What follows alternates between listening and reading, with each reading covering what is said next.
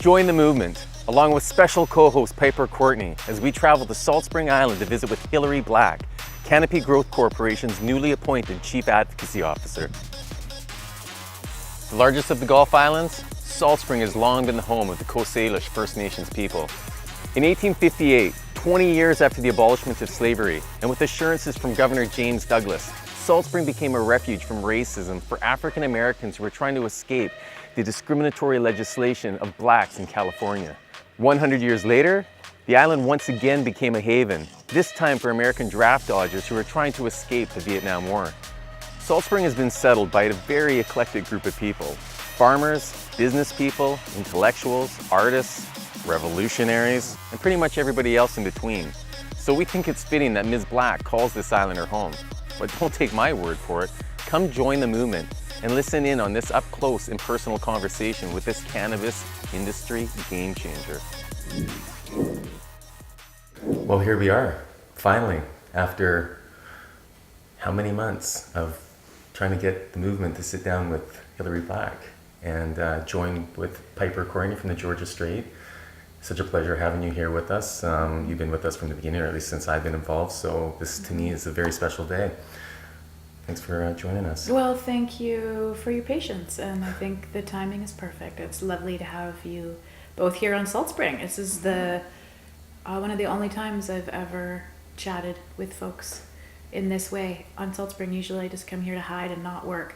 So we'll see if my brain can kick in, because this is usually the place where I come to just do nothing. Totally. Thanks for having us in your safe space, in your environment. And it's also pretty profound to be talking to you today. It's International Women's Day. Happy International Women's Day, my friend. Women's Day, yeah, totally. And I think it's incredible because you've been, called a role model for women in the industry, a trailblazer, a pioneer.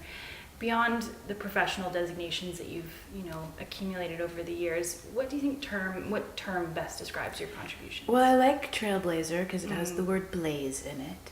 So I think it's very fitting. And it's funny, I've been thinking about this a lot because people call me a pioneer, and I've started to try to not use that word because it reminds me of colonization. Right. And that's like the last thing that we want to be doing. We want to be undoing colonization. So I kind of think of that I'm like the grandma now of the cannabis, like the medical cannabis movement, like the organization that I started, I think really got the medical cannabis movement going in Canada, and then it became the industry. So people used to call me like the mother, but now I think we're like a few generations in. So I kind of think of myself as like granny.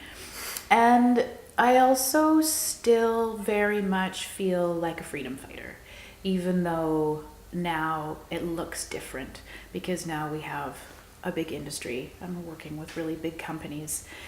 But that is really what this is about, is like fighting for the freedom of the plant and fighting for the freedom of people around the world who are oppressed because of prohibition.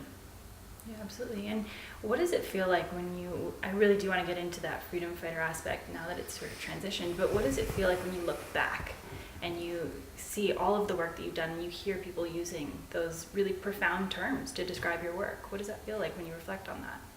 I feel really blessed that at a young age, I found a really meaningful path. I have had a very strong sense of purpose. I mean, it's come with a lot of sacrifices and a lot of hardship and challenges, but to have a path that is both your passion and your activism and your professional life that has a tremendous amount of meaning and impact on other people's lives, I think is an incredible gift. I feel really lucky. I don't know that you get to have this experience in every lifetime. It's a pretty incredible industry for that, I think. For a lot of people, it really intersects those two really important streams in life. I don't think that anybody would agree with you using the term granny, though, to describe you. So, but that being said, you've been involved in the game for a long time, right? Paint the landscape for us. Starting off with your days where you started with Hemp BC, and what was it like? What was your average day? seeing people who were coming in looking for cannabis back then? Well, it even started before that, and I don't usually talk about this in interviews, but it all started on Grateful Dead tour. So I promised my dad that I wouldn't go to a Dead show until I graduated from high school, because he was pretty sure I'd run away with the circus and never come back, which of course is exactly what I did, but only for a year.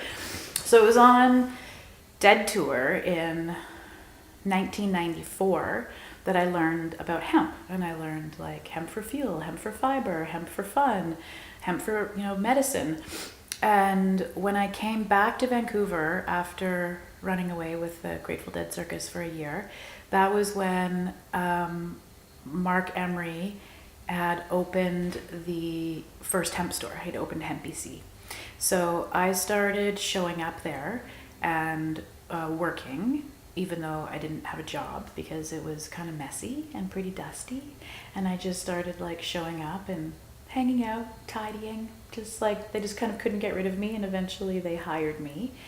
And there was a really incredible woman, Dana, who was managing Hemp BC, and she had this cool thing called Hempology 101 in her loft across the street, where we would go and learn about like cannabinoids or making hemp paper, or it was every week it was kind of a different lesson. And sometimes she'd bring speakers in and we would hang out and smoke pot and feel very rebellious. The original cannabis conference. Yeah, totally. And so, I mean, when people came into the store, they were kind of blown away to see, like, out of the cannabis plant, look at these pants, and look, there's paper, and like, look at all these cool things. Here's like seeds you can eat, and let me explain to you like how they're so incredibly healthy. Because we lost a lot of our knowledge about all the uses of this plant through Prohibition. And then we would talk to people about the history of Prohibition. So like the Emperor wore no clothes was like a Bible for us back then, and trying to teach people about like the conspiracy of how cannabis prohibition came to be. And we used to smoke joints after the store closed inside, and sometimes we'd like choose a few customers to stay, but we'd always lock the door and smoke pot in the store. And I remember the first day when Dana, the manager, decided at 4:20 we were going to smoke a joint in the store with the doors open. And it was like a wildly rebellious thing to do. Like there just wasn't Big day. Yeah, there wasn't public cannabis consumption happening then in the same way that there is now. And then it turned into a thing. So we would line up behind the counter with our like doobies rolled, and at 4:20 we would yell, 420, smoke 'em if you got 'em. And people piled into the store. Like we had somebody who worked the door like a bouncer in a club, because there were so many people wanted to squish into the store to witness this like wildly rebellious phenomena of like people smoking pot in public in a store. So it seems like there would have been a natural transition going from this place into the BC Compassion Club. And what was the push? Well, I mean, you were seeing so much over a 2-year period, you were being opened up to so much, you were connecting with people, you were sharing, educating, but there was a push. There was a push to do your own thing, to take it to another step. What was its purpose, and would you say that it was successful? Well, there was a couple of things. One is that Mark Emery taught me everything that I didn't want to be in terms of how I wanted to go about making change. I knew that the activist that I wanted to be, that I needed and wanted to be kind of the yin to his yang, that he was very much agitator and super controversial and likes to be politically incorrect, and that was not how I wanted to go about making change. So that was in terms of knowing that I wanted to do my own thing. That was sort of one of those drivers. And I'm grateful to Mark. I mean, continues to be a controversial guy in our industry. But I wouldn't have gotten onto this path had I not hitched myself onto his path for the first little bit. So there were a lot of patients coming to the store. I mean, at that time, Now we're in like 1995, 96. Vancouver was in a crisis of HIV and AIDS. So the transmission rates of HIV and AIDS, particularly in the downtown east side, were considered an epidemic. And back then the antiretrovirals were horrendous, and you had like terrible, terrible side effects. Like you're probably as likely to like die from the drugs than die from the disease. So there was a lot of people coming to the store looking for information about medical cannabis and looking for access. So I started by reading every book I could find. And then with a friend of mine, we started a delivery service. And those were the days of like a bicycle and a backpack and a pager. Yes, it was in the days of pagers, all the way back in the 90s. And I kind of miss the simplicity of a pager, actually, where you get to choose when you're going to phone somebody back. And then I learned about an activist in California called Todd McCormick, who was one of the early medical cannabis activists. And I met somebody who knew him, who came to the store. She told me his story, and he was a medical cannabis patient. He'd had like this crazy kind of cancer where he'd had like 14 tumors taken out of his body and pits of his spine taken out. And so he was a very legit medical cannabis patient, and he was moving a bunch of weed across the states to open a medical dispensary in Rhode Island, and he got busted and he was in jail. So I started writing him letters.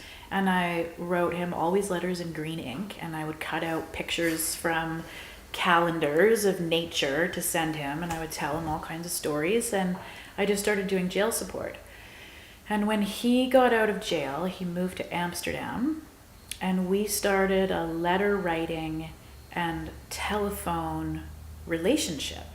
And he was producing a cannabis magazine in Amsterdam, and he convinced me that if I left my world running Hemp BC, and that I could have a much greater impact joining his like deal in Amsterdam, and we thought we were in love. So I'd never met him, right? And this is not in the days when we have like Skype. This is right? old-fashioned. This is old-fashioned. Yeah, we're not emailing. Wow. I racked up Mark Emery's long-distance phone bill, though, lying around in the store smoking joints and talking to Amsterdam. Thank you, Mark. So I moved to Amsterdam, and I met him for the first time in the airport when I was coming to like move in with him. And that was a wild journey. We ended up being dear friends rather than like lovers or partners for a long time. But I lived and worked in Amsterdam, and I got a job at an amazing place called Positronics that was less of a coffee shop for tourists, and it was more like a community center for cannabis growers.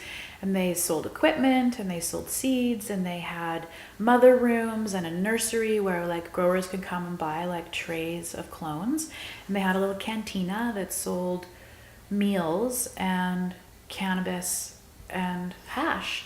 And I worked there and experienced what it was like to work in a place where prohibition doesn't exist. I felt that feeling of like the normalization of retailing cannabis. And Todd was really good friends with some incredible people, some of the greats that I feel like are the shoulders upon which we stand. One of them being Dr. Robert Connell Clark, who wrote the great book of hashish and marijuana botany. And we used to have Friday night dinners with him. And that was when I started learning words like cannabinoid and learning a lot about the plant that wasn't like common knowledge and language then. Then Proposition 215 passed in California. So that was the first piece of pro-cannabis legislation in California. And What year was that? 1996. So Todd and I decided to move back to California. LA was where he was from.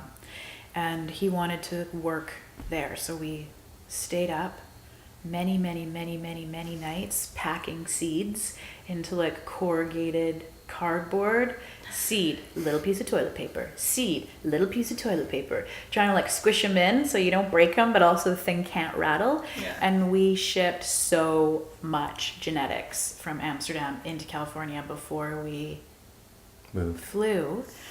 And then Todd had a prescription in Holland and he had a prescription in California.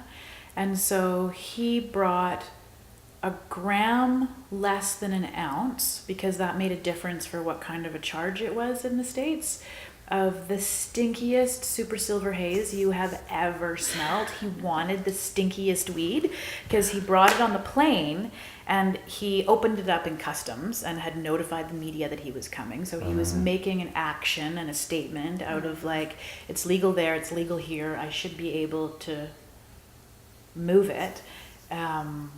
And then we moved into a castle, literally. It was so weird. Like, I have to ask, was that received the way that he'd anticipated? He's such a pain in the ass and so good at it that it took, I think he got held up for like 6 hours or something. He never got arrested. And so then the next part of the story is something that I've never talked about publicly, because my lawyer, John Conroy, had told me that I had to wait for 7 years before confessing to having anything to do with this, so that I don't get snapped up when I'm in the States. But I moved into a house with Todd, and we started growing out those genetics and the idea was to turn it into a clone factory to support the dispensaries that were opening up around California. And a friend of mine called me, and she's a very witchy woman, and she had a really, really, really bad dream and told me, like, you need to get home. It's time. And so I did. And then within a week, that place got raided. And Todd spent 5 years in a maximum security federal penitentiary. And the author who had been funding the project and funding the book that Todd was writing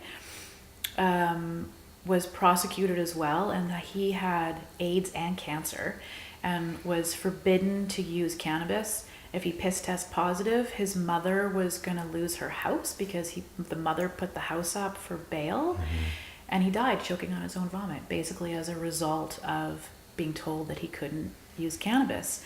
One of the women, this is like ancient history, we're going way back, but one of the women that was involved in that bust, she fled up here, and her name is Renee Bourget, and she applied for refugee status based on fleeing the war and drugs. She had a kid with Chris Bennett. Chris Bennett is a cannabis historian. So yeah, so those experiences of Amsterdam and California were a part of what motivated me to build out the Compassion Club. I had seen the demand, I had seen the difference that it makes in people's lives. I'd sort of gone to school in Amsterdam and seen the progress that was happening in California, and it was time to move it north of the border. Were you nervous when you took those first steps coming across? Or were you just guns a-blazing when you came in? No, I wasn't nervous at all. No. I felt really righteous. Yeah, I've always had a sense that, we have a legacy of civil disobedience as humans, and sometimes you have a responsibility to break unjust laws peacefully and publicly until they're broken, or until they evolve. So, is there a memorable patient story that stands out for you from your days in the BC Compassion Club? I've heard you speak a couple of times before about your grandmother and teaching, her how to titrate with sugar cubes. And then there was another woman that, had severe arthritis. You went and visit her in her home and you guys rolled a joint together. Which, is there a story that stands out to you as one that really lasted with you for a long time? Can I tell two? Absolutely. There's so many, actually. I was just texting with one of the women who started that organization with me. We were texting last night, remembering some of the men whose lives were transformed. We were particularly talking about men who had a lot of violence in their lives. But there's so many stories. But there's two. One is the one that's the first patient that I ever distributed cannabis to, and this was before I moved to Amsterdam. This was before the bicycle and the backpack. And she was the woman in her 60s, I think, with the severe arthritis, who was bedridden, who called the store all the time, asking questions. And eventually she wanted to try cannabis. And it had a profound impact on her in terms of her mobility and also her rage at this plant being kept away from her and how she felt like she'd been lied to. That one in particular is profound for me because I feel like that's the moment that like the spirit of Shiva reached down and claimed me and said, guess what? You are now in service to me. I am claiming you as a warrior and you are now at my service. Ooh. No tears in the very beginning of the interview because then it fucks up your makeup. So, I mean, that was profound for me because that was the moment that I realized that I had a mission, that this like responsibility landed on me, basically. But the person I want to talk about today, his name is Greg Cooper. And I am sure he's going to watch this. I'm going to make sure that his mom shows him. So, hi, Greg.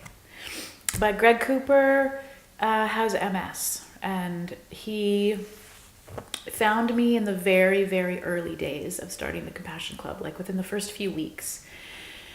And Greg's multiple sclerosis, his name was Crash, was his nickname, as he bumped into things and fell over a lot. But his MS was severe, and his tremors were like massive, and they were his whole body. They were his arms and his head, and he could not feed himself or really talk or put his pants on or go to the bathroom by himself when he was trembling and tremoring like that. And when he consumed cannabis, it just eased and he could function. And it happened right away. And you could see it. So it's very compelling. It's even more compelling than somebody telling you, I feel better, or telling you that their pain has gone away, is this visual experience of watching somebody go from being totally non-functional to being able to function in the course of like 10 minutes, basically. And Greg was my champion. I feel like he kind of like fought for me and I fought for him.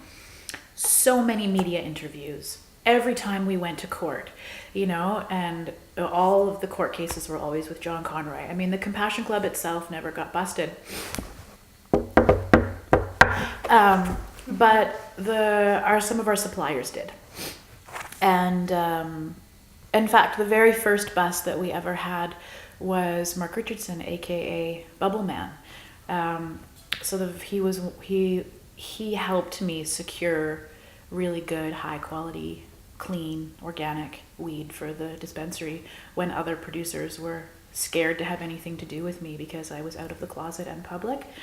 And so I remember in Mark's case, he was the first time that we went to court, and Greg was trying to testify and he couldn't talk because he wanted to be sober for his testimony, and we asked for a break. And we went outside and he smoked a big joint, and we went back inside and it smelt and he looked stoned and it was obvious, but now he could speak and he could function. And that first-hand experience that judges and media and the public had legitimized the work that I was doing, right? And Greg came out for years to every single time that I needed to compel somebody with a patient experience.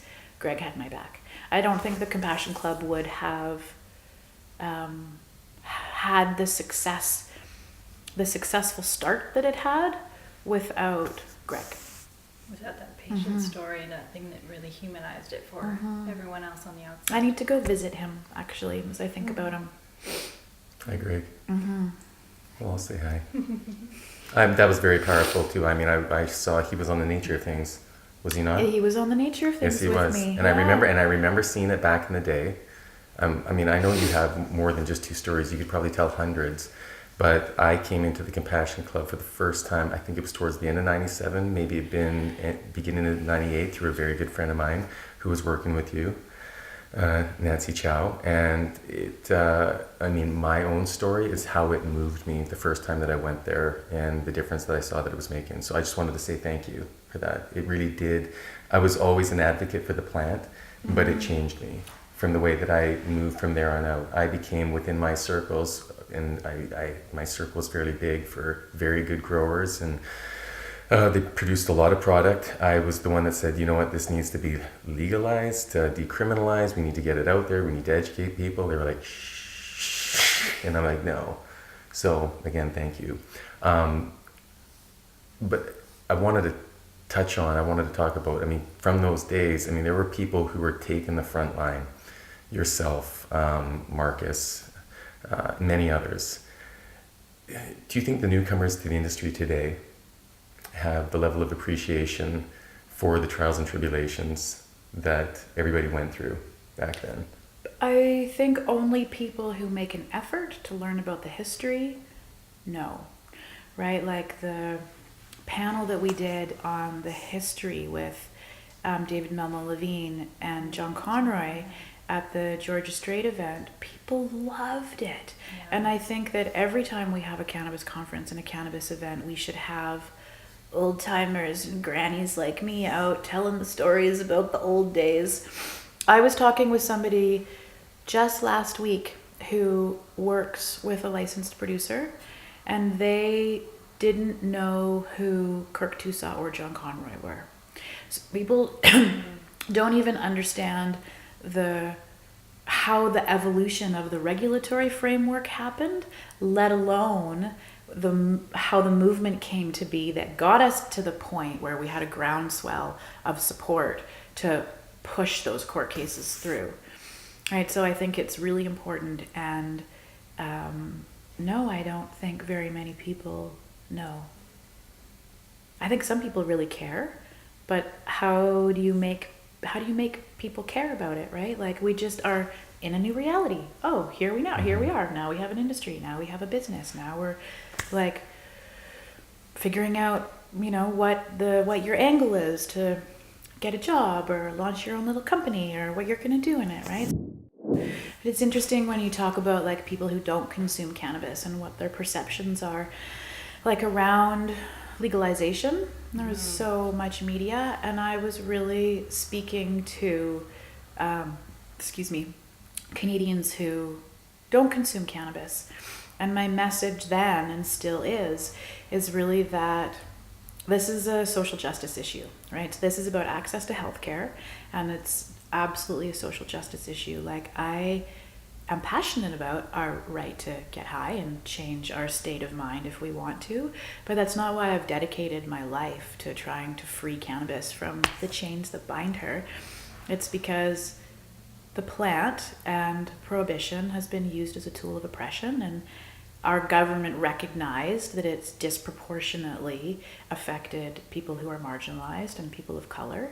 And so that's something for me as a Canadian, not just as a cannabis loving Canadian, but as Canadians, something for us to be so proud of, that's a message that we're sending out on the global stage and making other countries take a look at their regulations, right? I mean, in Malaysia, there's a man named Muhammad Luqman that this summer, he got sentenced to death for making cannabis extracts for patients. So we know that cannabis prohibition rips families apart, puts people in jail. Like, you know, the harms of prohibition are so much greater than the risks that need to be managed around cannabis consumption. So I like to think that Canada still really cares about social justice issues around the world, right? And that's the conversation that I wanted to spark with people who otherwise might not really give a shit about legalizing weed, is that this is something for us to be super, super proud of. Yeah, absolutely.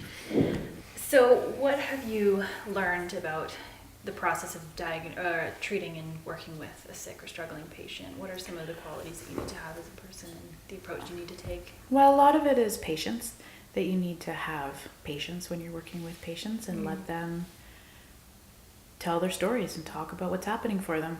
So I keep I used to do it every Friday afternoon, but I don't have that much time anymore. So I try to do like 2 or 3 a month, where it's what I call my clinic hours, where if a friend of a friend or somebody in my family or close to my family or one of my colleagues has somebody who's really dear to them who has gotten sick, and usually these days it's cancer, and they want to get that member of their family or friend using cannabis, I will save time so that I can coach and counsel them.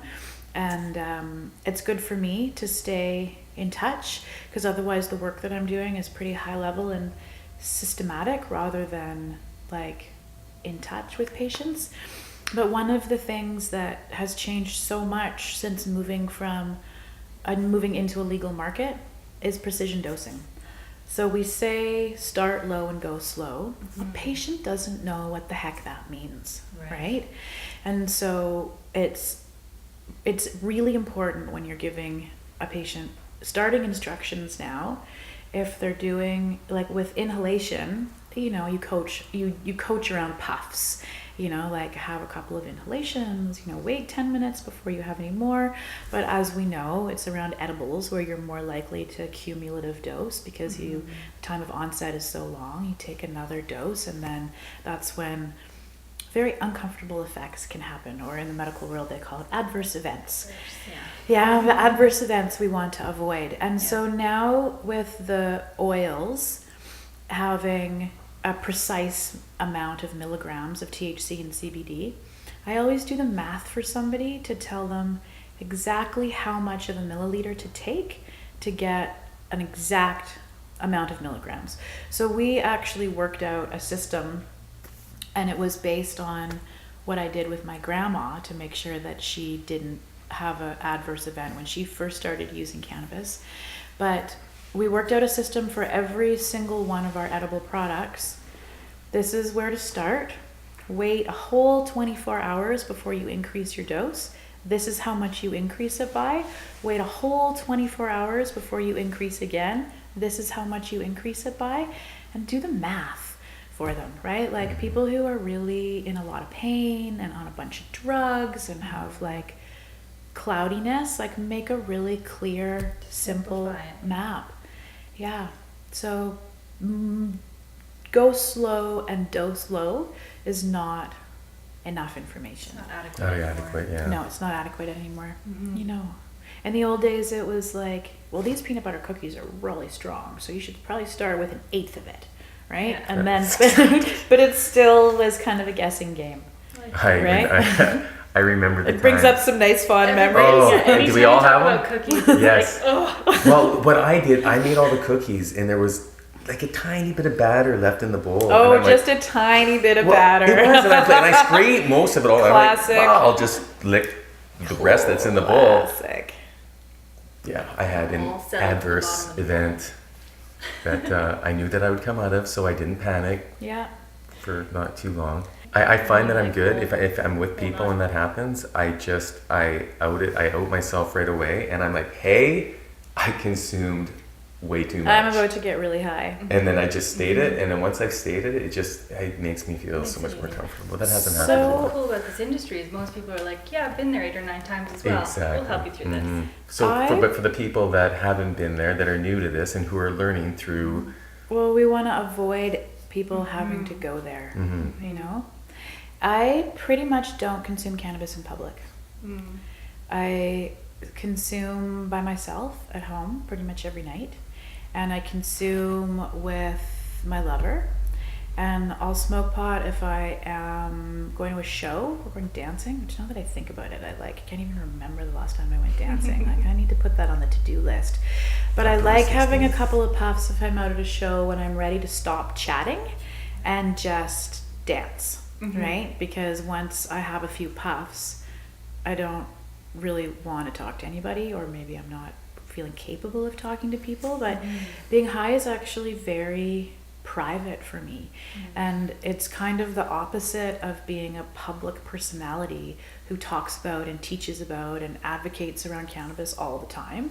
Is somehow I just don't really like consuming it in public. I don't really like being high in public. Like, it's really private for me. Yeah. I think that's the interesting thing about learning about cannabis as well, and the process of exploring your consumption methods and doses and all of that is you have to learn what it does to you and what part of you it brings out or emphasizes. Yeah. Because a lot of people are, it's very private, consumers, and some people it does the complete opposite. For me, it totally takes that social barrier that is up a lot of the time, and it removes it, so I can have that connection. I can have those conversations that are normally harder for me to have. So Little social lubricant. Yeah, it makes things a little bit easier, a little less awkward, a little less stiff. Although now that I've discovered soft gels, this is actually my favorite way of consuming cannabis. These are amazing, and I mean, it's kind of weird and it feels like you're opening an Advil bottle. But these little suckers, I just love them. Like, they're really pretty, totally. Yeah, but that is 2.5 milligrams of THC and 4 milligrams of CBD. So it's always, good to have more CBD than you do THC because it mitigates some of the possible nervousness you can feel from the THC. So those, every plane ride, for sure. But planes are kind of like being by yourself anyway, because like you're not talking to anybody. Like if I'm not working on the plane, if I'm actually like taking a bit of time to chill, I'll like take a couple of those and watch talking animal movies.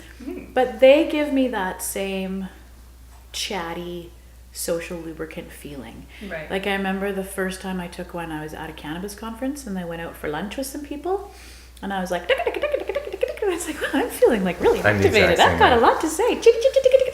I'm the exact same way. But just the smidgen, 2.5, 5 milligrams maximum of THC, and with an offset of CBD. Double the CBD. Yeah, at least equal to or double, preferably. Yeah. And it's the same thing. I get chatty when I smoke. I'd prefer to be at my computer.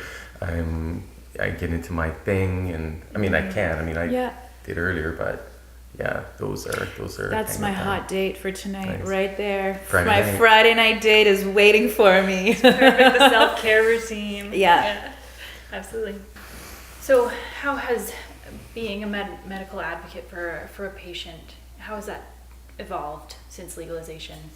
Well, during the course of the legalization process, we actually had to advocate for the medical system rather than just advocate for patients. So the Canadian Medical Association has been lobbying very, very hard, and they were during the course of the legalization process to kill the medical system, where they want patients to just go access cannabis through the recreational channels, don't make physicians deal with it. And I mean, I understand that it's a learning curve for physicians, right?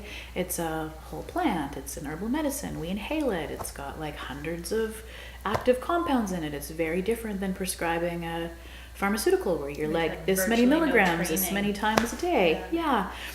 But the task force on legalization and regulation, they were traveling across the country, having their meetings with all the stakeholders, and they were having a special meeting with First Nations communities and special meetings with youth, but no patient consultations. So we sort of circled the wagons with the Canadian AIDS Society and the Arthritis Society and Jonathan Zaid's organization, CFAM, and we kind of made them have a patient consultation. Well, they didn't have any more time, they didn't have any more budget, and they didn't have a space. So we found the right range of patients from across the country. Like some were urban, some were suburban. We tried to get as much like representation from different patient groups, people that were buying it from their friends, people getting it legally, people from dispensaries.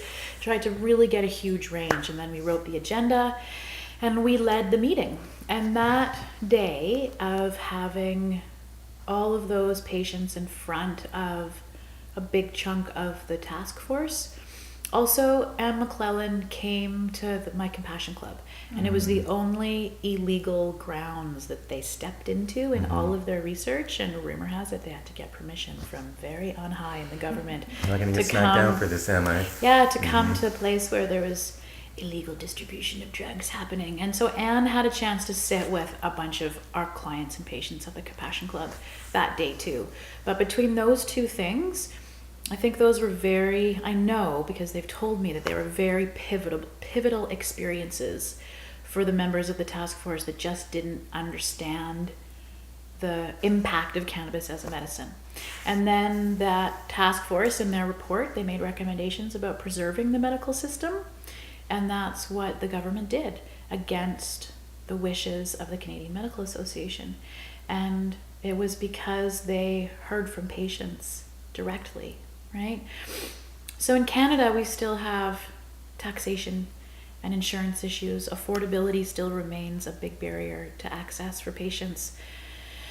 But now that we have legalization in Canada, now it's time to look at the rest of the world, which is takes us to the talking about the new big job that I have that has a global mandate. Because so many countries around the world, whether they have emerging markets because the regulations are evolving, or they're deep in the darkness of prohibition still. It's like in Canada 20 years ago where we need Greg Coopers to bravely step forward and tell their stories. So the storytelling, patient stories, are as relevant today as they were 20 years ago in terms of moving the needle. Like it was last year that we had, year before, I guess last year, that those patients telling their stories to the task force affected the evolution of the regulatory framework here. And in the UK, there's regulations that are starting to come into place because of a really powerful public patient story about Alfie and his mom Charlotte, right? So it is the patient stories told right with the right advocates around them to amplify it and to get the stories told in ways that it's going to have political and public impact. That and the power of the global emerging market and the economic interests that countries have in wanting to participate in the new global economy are the two things that are repealing prohibition around the world. Move the movement. I want to back up a step. So we're talking about your new position that just came up. But before we get there, I want to know when the decision was made and why you left the world that you were in. And I mean, it's the same world, but there was a transition. It's very different. Where you joined the Canopy team. And I mean, so much more structure. There's probably a few more demands and a bit of a learning curve to go along the way. So when did this take place? And well, I mean, the demands, like, I feel like I am working as full throttle, nonstop, all the time, dreaming solutions about work in the same way as when we were in the most intense days of building out the Compassion Club. So it's like, then we were starting an organization and now we're like... Very reminiscent. Yeah, so, I mean, I chose to move when the licensed producers first were getting licensed in Canada. I chose to take a job with a company called Bedrocan that doesn't exist anymore in Canada. They exist in Europe. Because I knew those guys. They had been in the medical cannabis space for 20 years, producing cannabis for the pharmacies in Holland. And I knew them already. I knew kind of their integrity and the work that they were doing. And the man who became the CEO of the Canadian company was already an ally and colleague of mine who had been working with Mark Ware at the Canadian Consortium for the Investigation of Cannabinoids. So they were trusted friends already. And I wanted to work to have a more systemic impact.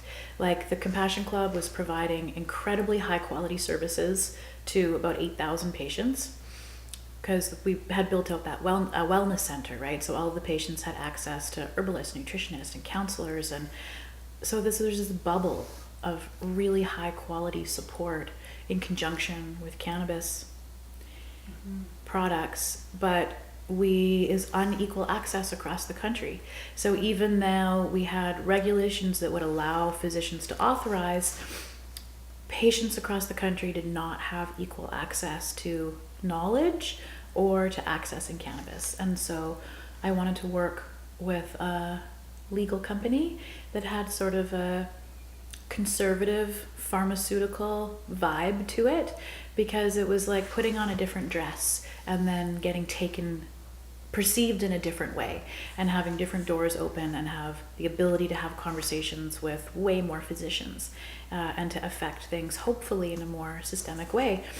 So then Bedrocan got bought by Tweed back when Tweed was just one company. And I got inherited like a goat in a real estate deal. Buy the farm, you get the goat. So they never like headhunted me, and I never applied to work there. It just kind of happened. And and then But they found out about you very quickly, about the goat. they knew what they were getting. They knew what they were getting, and I just leaned forward. And that company has kind of become like the kind of a power center.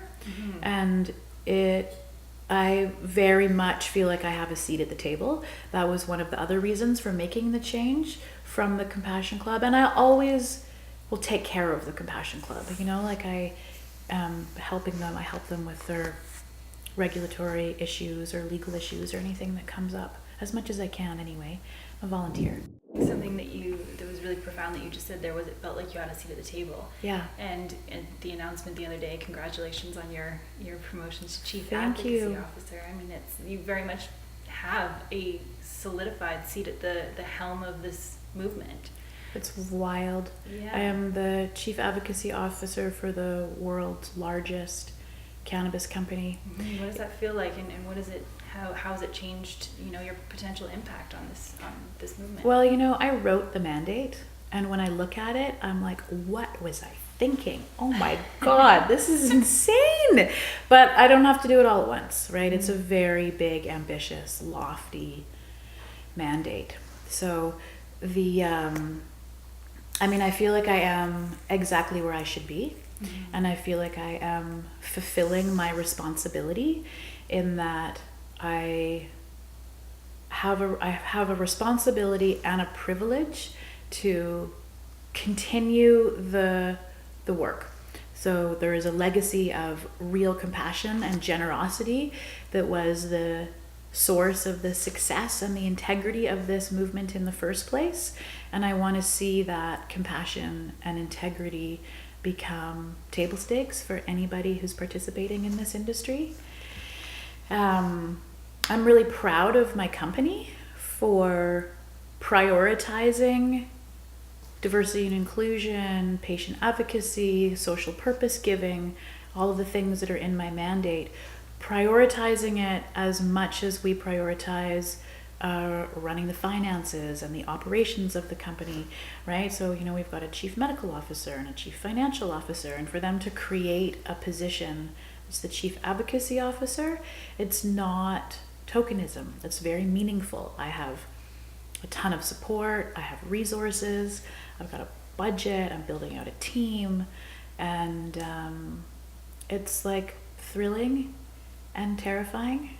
Not terrifying. Maybe overwhelming. I can imagine. Does it feel like, something you touched on earlier was, you said it felt like Shiva reached down and sort of gave you this purpose and this message. Does it feel like a natural evolution of that sort of, changing its role in your life, or is this something that's different? No, it's total evolution. The mission remains the same. It's just the game looks a little bit different. I think of Canopy. Canopy is a international company that is leading a global revolution. This is still the revolution. It just looks different. And now there is a global economy emerging around the revolution, right? So part of my work is now going to be, we're currently operating in 13 different countries. So finding the people around the world who are leading that revolution in their communities, who are the patients that want to tell their stories, who are the advocates that want to learn how to support those patients and how to tell their stories and create political change, right? So figuring out how to replicate what we've done in Canada, and hopefully it doesn't take 2 decades to move the needle in some of these other countries in the same way. You've talked about the many positions that have now come out of Canopy, including your new one, and Chief Medical Officer, Chief Financial Officer, all the things that are important ingredients in order to make a company of this size run and do the right things. There's one position that was announced, it was within the last 4 or 5 months, MJ Malloy, who we had the pleasure of sitting down with and discussing that new position. Isn't he amazing? He is. It was so chill to sit there and get his perspective, where he came from and why he's involved, and we really felt like he was one of the brothers in the movement. So yeah, it was great. That's a big story right there, how all that came to be. And that's what I wanted to touch on. I know Yeah. we're coming up for the 2-year anniversary of one of your dear friends' daughter's passing, Yeah. and it's something that hit very close to home for me because Gemma and my daughter are about 2 months difference in age, and I know that impacted and hit you hard and led to the work that was done in order to get that new title, that new position. And I just wanted you to touch on, if you'd care to share, who Gemma was. And Yeah. So I wanted to clarify also that MJ's position is not with Canopy, right? That he's not an employee or That's a part right. of the company. So, almost 2 years ago, in the spring, my best friend Karma, her daughter, died of a fentanyl overdose. And I took a couple months off of work and moved in with the family, because what do you do when your best friend is like beyond devastated? It's not even the right word. Like, parents just shouldn't lose their kids, not in such a terrible way, not in any way, but especially such a terrible way. So when I came back to work, I had a real fire under me around the overdose epidemic in Vancouver and around the world. But same population, same neighborhood, the downtown east side that 20 years ago was being devastated by HIV and hepatitis C transmission rates is now being devastated by a poisoned drug supply. And so we talked about it a lot at work. My company said, like, my boss Mark said to me, well, what do you want to do? We need to do something meaningful in BC anyway. We haven't done anything significant in BC. What should we do? So I reached out to Dr. Evan Wood and MJ Malloy at the BC Centre for Substance Use and said, if you had all the money in the world that you needed, but make it a reasonable amount that maybe I could actually ask for, but like dream big, give me like your dream proposal of like, what can we do that is not just reactionary, but creating systemic change. Because there's a real lack of funding being prioritized for research around solutions to the overdose epidemic. As we know, like the politics around getting safe, clean drugs distributed is like pretty difficult. Yeah. It's just a tangled ball of yarn. Yeah, I was talking to a woman yesterday who grew up in Malaysia where they have such intense drug legislation, and she was telling me that in the education they got as kids, they were taught that anybody who consumes drugs, even cannabis, are the rubbish of society.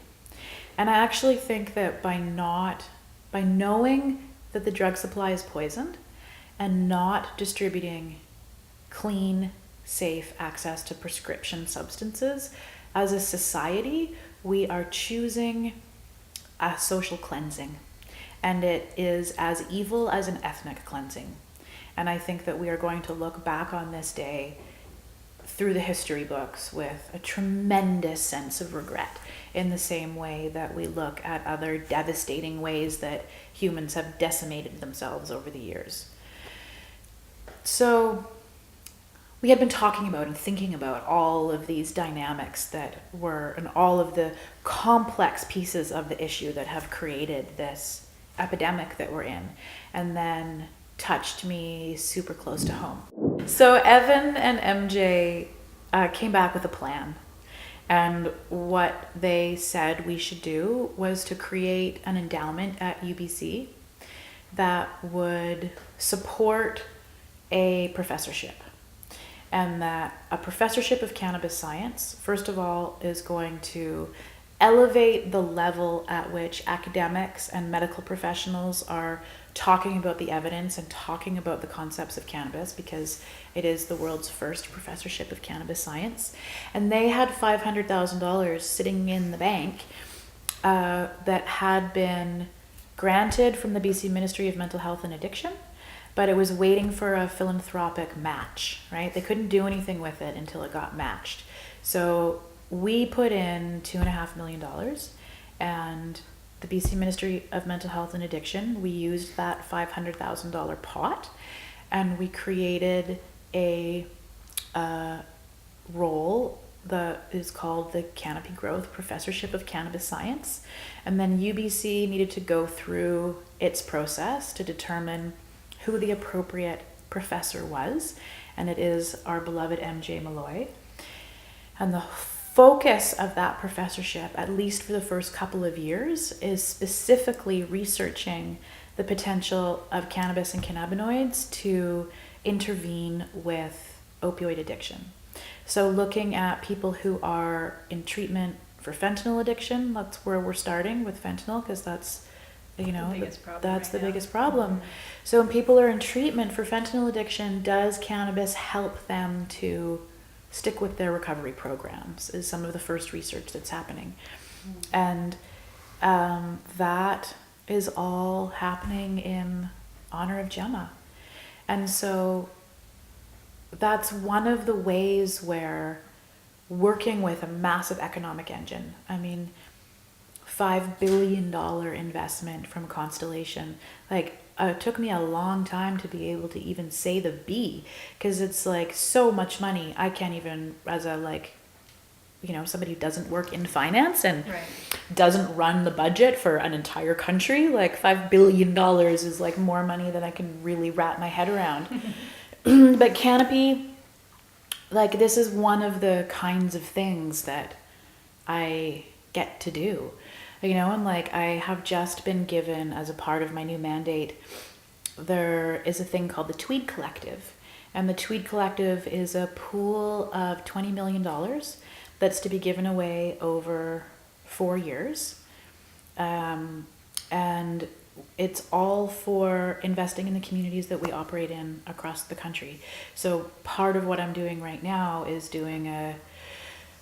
with my new amazing team that I'm building out, is creating a gifting strategy for looking at all the communities that we operate in, whether it's like production or packaging or retail, and what are we going to do in those communities to have an impact. Like $20 million over $5 million over 4 years. It's a shit ton of money to give away. And to like figure out what are the how are we gonna impact lives. Like when I think about how many lives we impacted at the Compassion Club with like a shoestring and chewing gum and duct tape as a budget, it's pretty amazing. Yeah. I think of Canopy as it's like it is this economic engine, and it's a part of helping to build out this global market, and that global market is what is driving countries around the world to evolve their regulatory framework.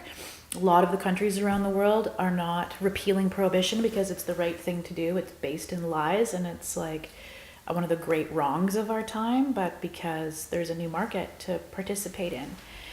And I think of Canopy as a unicorn that's cruising around the world, and I am gonna ride it all the way around the world and tear down prohibition in every country. So what is the role of large corporations like Canopy in championing medical access going forward? Well, I think you're very generous to use such a positive term as championing, because yes, we are, but the truth is that any cannabis company that is looking at the global market, that this is about business drivers too, right? So it's about, this is why this is such a beautiful thing for me, is creating new markets and expanding the business is aligned with my agenda of breaking down barriers to access for patients around the world, right? There's probably if we extrapolate the numbers in Canada of what Health Canada says in terms of the percentage of the population that uses cannabis medically, there's at least 100 million people around the world who need cannabis unlocked.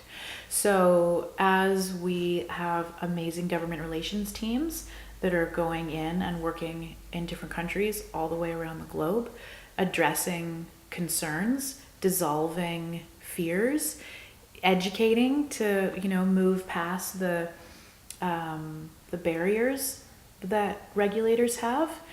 When those countries start putting in medical legislation like we have in Australia and Germany and the UK in the last couple of years, then we have our international teams of physician educators that need to go out. We need to train the people that are training and teaching the doctors, right? And there's kind of three things that emerging market or a country that's starting to do the right thing and give medical access needs. You need really good government relations to help them form a regulatory framework that's going to work well for patients. You need excellent physician education, and then you also need the patient advocacy piece, because patients need to be asking for cannabis. There needs to be a demand for it from their physicians to their physicians. They need to be sparking those conversations with their doctors. And in so many parts of the world, that's still terrifying to do, right? Like in many Latin American countries, where some countries are starting to move, like Peru just made an announcement about looking at some medical legislation. Mm-hmm. But in many parts of Latin America, the religion is such a strong part of the society, and there's so much stigma and fear around cannabis consumption, and that it makes you not a good Catholic. And so the patient advocacy side, again, and encouraging patients to tell their stories and doing it publicly and getting them in front of regulators. That's one of my goals, is to be finding patients that want to tell their stories and support them to do that. I'm going to close the gap where I'm then working with my government relations teams to get patients in front of regulators around the world. So you're talking about all the things that need to be done, that are being done on some levels, Yeah. what you're doing and how great this is for you doing within Canopy. Yeah. What about Health Canada? Do you think Health Canada has done enough to help educate and do enough for the patient here in Canada, it to be a leader for other governments worldwide? Jacqueline Bogdan, who's the Deputy Minister of Everything Cannabis, she's the boss of the recreational department and the boss of the medical department, and also Eric Costin, who ran the Office of Medical Cannabis, and then he ran the whole legalization process.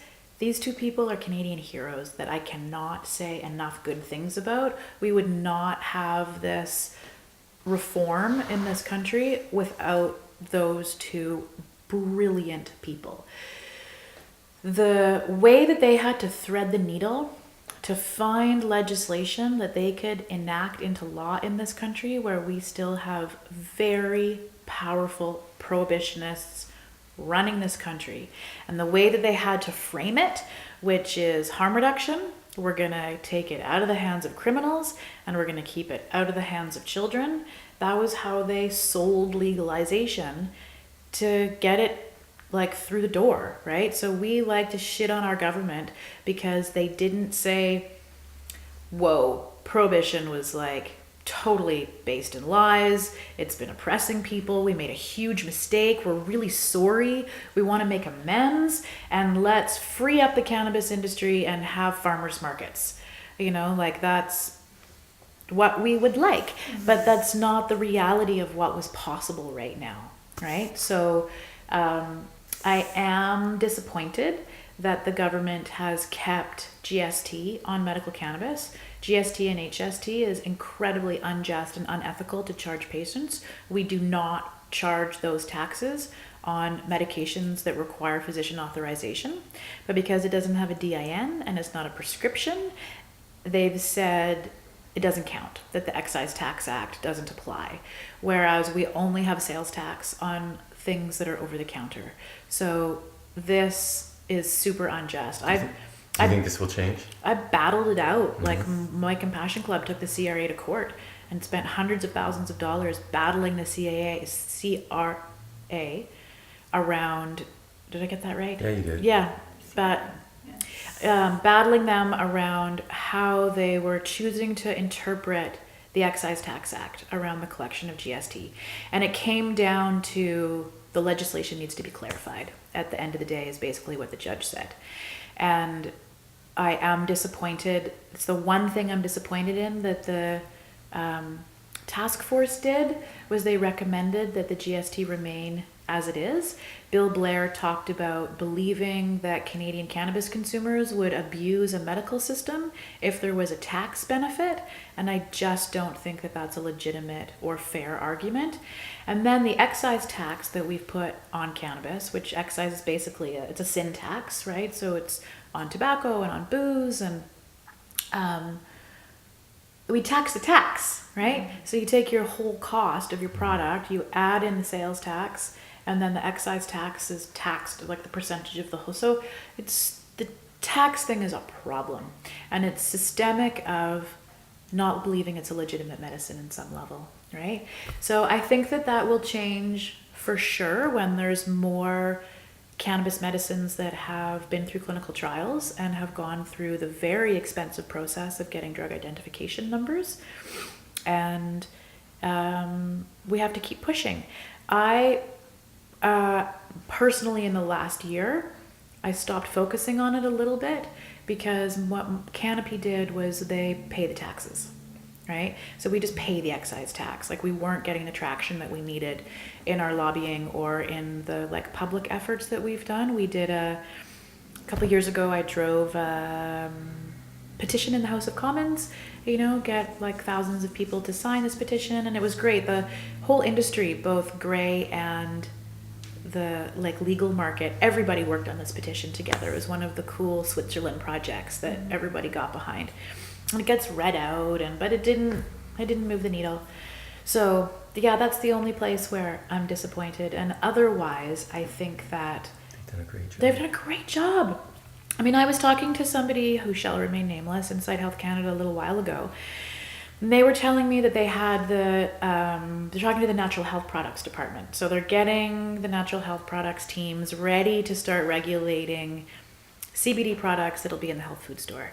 And he had to stop the procedure and the conversations and be like, yo, we're not talking about a nuclear bomb here. Like, we're not talking about something that's like, you know, so they have been working to destigmatize, educate, transform from inside of the government.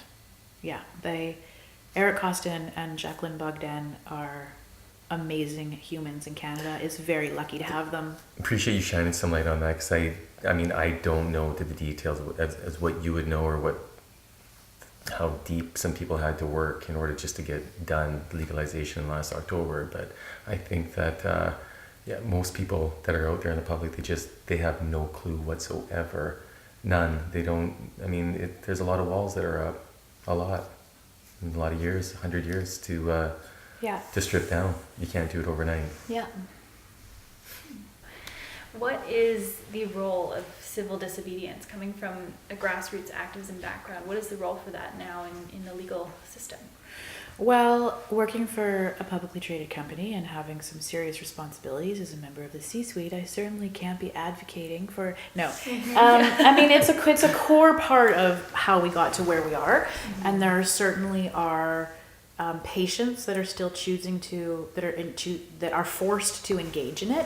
If you're consuming cannabis illegally, that's civil disobedience. If you're talking about it, then now it's public civil disobedience. So like I said, in the UK, the needle has started to move in terms of like a regulatory framework, because there was a mother with a young boy who has a very serious seizure disorder, and she publicly tried to bring cannabis product for her son from Holland, and they had media ready, when it got taken away from her at the border, and she, you know, they made a very big public stink about it and applied a lot of pressure. So that's civil disobedience right there, right? And that's like the courage of taking on the risks, and you kind of have no choice anymore when somebody that you love is suffering and nothing else helps, and you find a substance that provides tremendous relief. You know, people are really driven to take on risk and push boundaries in order to create change. How do we bring people back to the plant? How do we sort of incentivize people to care about creating regulations and, rules and structure around Transformative medicine. Tell me more about what you mean by bringing people back to the plant. Like, let's just explore it. So how do we get people to care about preserving the medical side of it? How do we create a movement behind the patients? And how do we bring that back in a time where we're, really based around economic drivers? There is a paradigm shift happening around what we consider medicine, right? So I think patients being informed when they go to talk to their doctors, things as simple as dosing diaries. Keep track for 3 weeks of every time you take cannabis and what you're consuming and how it's making you feel, right? Give that to your physician so that they have some record to put into their records. It's the physician education, right? So teaching physicians that this weird thing that's been illegal is a whole plant, has like many active ingredients, is a complicated plant. Trying to teach doctors about, okay, you have this thing called THC and CBD, but then there are these terpenes. So you could have a product that has exactly the same CBD profile. One might be sedating, one might be stimulating. Oh, also if you inhale it or if you ingest it, it's totally different. Like, it's complicated. But the way that it's complicated is also why it can affect such a massive range of symptoms and conditions, right? So as physicians embrace cannabis in their practice because they see what's happening for their patients, like pain doctors in particular, how awful and hard to be a physician that specializes in pain in a time when opiates are totally failing us. You know, the clinical evidence around opiates is really for short-term pain relief. We don't have great statistics on how opiates are effective long-term. And people's lives are ruined. I mean, you end up on a med to deal with a side effect, to deal with another one, like you're on a sleeping pill and an anti-anxiety medication or an antidepressant, and you're on your pain meds, and then you need something for your stomach, and then you're on, because the anti-inflammatories are rotting holes in your stomach. And so you have these patients that are on like so much polypharmacy. And because when you learn how to use the right strain in the right form and the right dose at the right time, you can use cannabis to stimulate your appetite, or to help you sleep, or to give you energy to go out and to go banking, or to knock you out at night so you can sleep through your pain. And physicians start seeing these incredible transformations, and they're helping their patients to titrate off all of these medications, right? But using this kind of a substance when you're an allopathic doctor and you're only trained really to use pharmaceutical medicines is, I think of it as a paradigm shift, right? And I think that's how, that's part of how we protect and keep it in the medical system. And the other piece is clinical evidence, right? So because cannabis has been prohibited for 100 years, getting licenses, getting supply, researchers like facing like stigma and like judgment from their colleagues or their professional bodies, it's been really hard to research it, right? So considering that, there's a pretty good body of evidence, but there's not that many gold standard, placebo, double blind, huge patient groups, many years, you know, like the massive kinds of clinical trials that physicians want to see. So that's one of the other tools, one of the other things that we need for breaking down barriers to access for patients and for teaching physicians how to use cannabis in their practice. So we gave a big grant to the Canadian AIDS Society, who brought together many of the country's leading cannabis physicians, and they are creating a set of clinical guidelines on how to use cannabis for pain, cancer pain, neuropathic pain, all kinds of pain. And that project should be done probably in 6 months, and that's going to be a really, really helpful tool. We have a part of Canopy that's called Canopy Health Innovations that is purely a research engine, and we're putting many, many, many millions of dollars into clinical trials and creating the body of clinical evidence that healthcare professionals need to see around the world. You touched on people journaling, 3-4 weeks, and documenting, what works for them and bringing it to their doctor. I think that is bang on what needs to be done. It's very similar to what we do with Move the Movement and what you do in your job. You share stories that are impactful, and when you write it down, I mean, not only are you, making sense of exactly what you're doing, but if everybody did that, if everybody who consumed for a medical reason and took them into their doctors. I mean, I would like to just start by getting a doctor would be a great start. Okay, you without one right now. So many people. There actually are 2 new doctors on Salt Spring. So now it's just a matter of... I would imagine it'd be hard here, yeah. Now it's just a matter of making the time to go. They've accepted me into their practice. It's like, hallelujah, I actually have a doctor. Let alone a doctor that knows weed. That's a tangent though. Yeah. No, the dosing diary is really important. Mm-hmm. And that's one of the tools that we'll be introducing to patient communities around the world is, your dosing diary. Dosing diary. Mm-hmm. But they can go on to Move the Movement. We have a journal page on there now. Mm-hmm. People can go on anytime, just journal, enter stuff in, create that database. So we're starting to do massive clinical trials. Well, it's 120 NHL alumni that have what they call neurocognitive dysfunction. And like post-concussion syndrome is a really weird thing to diagnose because it encapsulates a whole bunch of symptoms, kind of like fibromyalgia does. Yeah. But people have like PTSD, depression, high suicide rates, and just a difficulty navigating the world with this kind of like cognitive dysfunction. And part of why I'm so stoked about it, like one thing is like hockey players are superheroes to us, right? And like, what rallies and brings together Canadians more than like hockey and weed, I guess. Totally. But the victims of domestic violence are like the next huge population of people that suffer with post-concussion. So this is another place where like patients' experiences are driving the science, right? And that's such a cool thing about the emerging clinical evidence around medical cannabis is that we're not really inventing new ideas of things that we're researching. We're just creating clinical evidence around the experiences that patients are already reporting. Yeah, we're just legitimizing, the data that's already been collected anecdotally. Totally. So it is. It's really cool. Actually, that might be a cool way of asking that question is, how do we legitimize patient experience, and then draw from anecdotal testimony, and turn that into clinical data. Does that make sense? Yeah, totally. I mean, I think legitimizing patient data, we have this thing where we're like, oh, it's just anecdotal evidence, right? And it's like low in the hierarchy of evidence, but for a healthcare professional, that's the most important thing, is what the patient is reporting to them about their quality of life.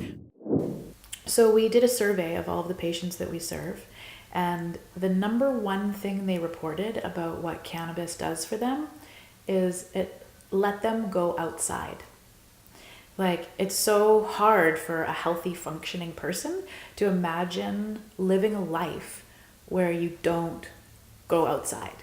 And like, what a simple, beautiful functionality to get back in your life, to be able to like walk the dog, Well, and it's interesting too with a project like working with the NHL Association and translating that data to specifically kind of legitimize a niche application, but it really does, like, concussion translates to so many different areas. Totally. You know, not only other athletic Yeah. industries, but then, like you were saying, for domestic violence survivors and all sorts of other situations. That's why when we look at where are we investing in terms of research, there's so many things that we could be diving into, and you have to think about where you're going to have the most impact, right? And so the research with the professorship, the Canopy Growth Professorship of Cannabis Science, doing the research around how cannabis can affect people with fentanyl addiction and help them on their road to recovery, or this research project with the NHL, like there's so many, this project with the NHL Alumni Association, there's so, like you said, there's so many people around the world that research could impact. But also that project is exciting because hockey players in Canada are heroes. And so there's something around this project that I love that I think also helps with the destigmatization, right? Like the more people that come out green, the more we dissolve the stigma, the more we're breaking down barriers for patients and people to feel like they can try cannabis in their life. The more they can see it working for other people that they relate to, I mean, the more they can see it relating to their own lifestyle. Yeah. It's very, very true, yeah. So what are the next steps for you specifically going forward? So my mandate is pretty massive. It's it's twofold. One side of it is about social purpose, and that's global social purpose, and the other side of it is around advocacy, patient advocacy. So I have the project in front of me of working on how am I going to give away $5 million in Canada this year in a meaningful way that's going to impact in a positive way the communities that we operate in. So I'm looking at the pillars that I want to focus on, and I'm learning about things like how you measure impact when you do gifting projects like this. And then we are creating a suite of education tools and resources for patients and patient advocates around the world. So these are things that like my government relations teams can take in to go talk to the cancer agency in another country around the world. And that's really exciting. It's kind of a lot of replicating and scaling what we've done in Canada, but to make it useful and impactful globally. And then inside Canopy, I also have the mandate of, with an amazing colleague of mine, Phil, who's the Chief Legal Officer, driving a diversity and inclusion program. And so, I'm in the very beginnings of looking at the policies that we're putting together and figuring out what are the trainings and are we going to have affinity groups and what is that going to look like inside Canopy, and doing some baseline data measurement so I can get kind of like some baseline information about where we are now, so that hopefully in a year I can see how we've See the progress. Yeah, see how it's progressed. Yeah, and try to keep prioritizing my health and not just work every minute of every day, because it's really easy to do that. That's too funny. That's it? That's it. We can go outside now? Nice. Well done. Come here, boy. Everyone. Yeah!